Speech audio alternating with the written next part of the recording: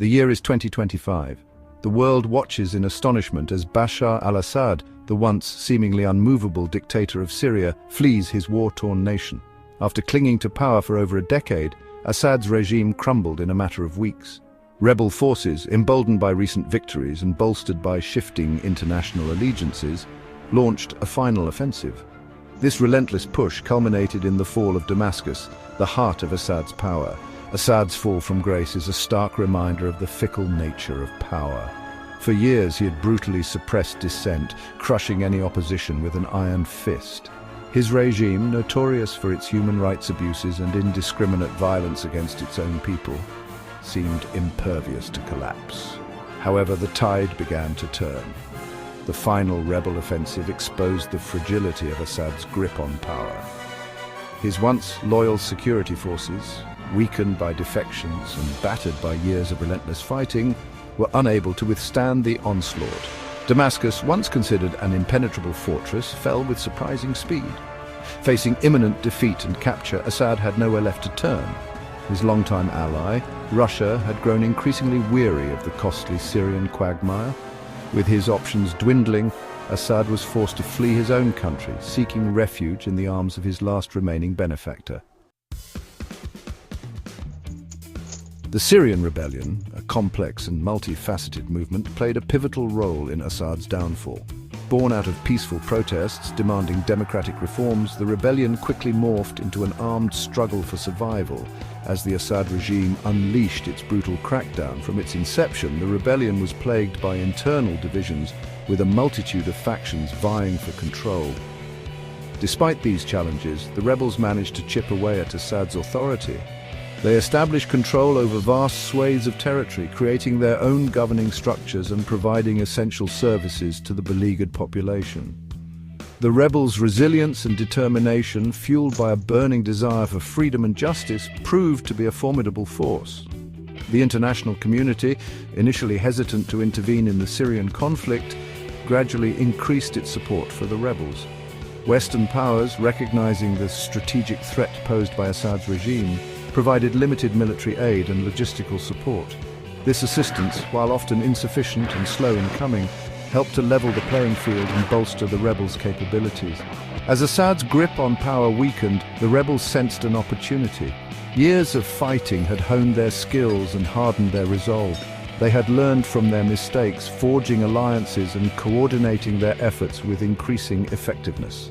The final offensive, a testament to their tenacity and sacrifice, marked the culmination of years of struggle. The fall of Damascus was a pivotal moment in the Syrian conflict. It was a symbolic victory for the rebels, demonstrating the extent to which Assad's authority had eroded. The capture of the capital, once considered unthinkable, sent shockwaves across the region and the world. For Assad, the loss of Damascus was a devastating blow, both strategically and psychologically. The battle for Damascus was fierce and chaotic. Rebel forces advancing on multiple fronts overwhelmed the demoralized and depleted government troops. The city, once a bustling metropolis, was transformed into a battleground. Buildings lay in ruins, streets were littered with debris, and the air was thick with smoke and the stench of death.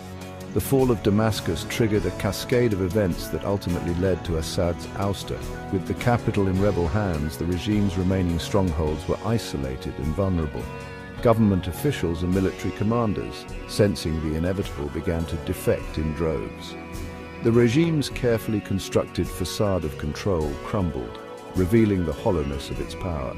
The capture of Damascus also had significant international repercussions. It emboldened Assad's opponents, prompting calls for increased support for the rebels. Conversely, it dealt a severe blow to Assad's allies, forcing them to reassess their commitment to his crumbling regime. The fall of Damascus marked a turning point in the Syrian conflict, setting in motion the chain of events that would ultimately lead to Assad's downfall. Throughout the Syrian conflict, Russia stood as Bashar al-Assad's most steadfast ally. Vladimir Putin, the Russian president, saw in Assad a bulwark against Western influence in the Middle East. Russia's military intervention in 2015, a turning point in the war, provided Assad with a lifeline. Russian air power, combined with the deployment of military advisors and mercenaries, helped to turn the tide against the rebels. However, Russia's support for Assad was not without its limits. Putin, a shrewd strategist, was never fully invested in Assad's survival. Russia's involvement in Syria was driven by a complex calculus of geopolitical interests, not by unwavering loyalty to a beleaguered dictator. As the conflict dragged on, the costs of supporting Assad began to mount. Russia's military campaign, while effective, was expensive. The deployment of troops and equipment, coupled with the financial burden of propping up Assad's regime, strained the Russian economy. Moreover, Russia faced growing international criticism for its role in the conflict, particularly its indiscriminate bombing of civilian areas. By 2024, it was becoming increasingly clear that Russia's support for Assad was waning. Putin, facing mounting domestic pressure and eager to avoid being bogged down in a protracted conflict, began to explore alternative options. The writing was on the wall. Russia was no longer willing to prop up Assad's regime at any cost. With the fall of Damascus imminent, Russia found itself in a precarious position. Its longtime ally, Bashar al-Assad, was facing certain defeat and capture.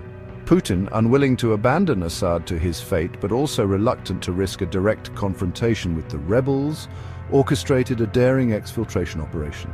The operation, shrouded in secrecy, involved a combination of Russian military assets and intelligence operatives. Assad, along with his family and a small entourage of loyalists, was spirited out of Damascus under the cover of darkness. Their destination, Moscow, where Assad would be granted asylum. The evacuation of Assad was a complex logistical undertaking. Russian special forces secured an airfield outside Damascus, while transport planes stood by to whisk Assad to safety. The operation took place against a backdrop of chaos and violence, as rebel forces closed in on the capital. The success of the operation was a testament to Russia's military capabilities and its intelligence network within Syria. It also highlighted the depth of Russia's involvement in the Syrian conflict, demonstrating its willingness to intervene directly to protect its interests.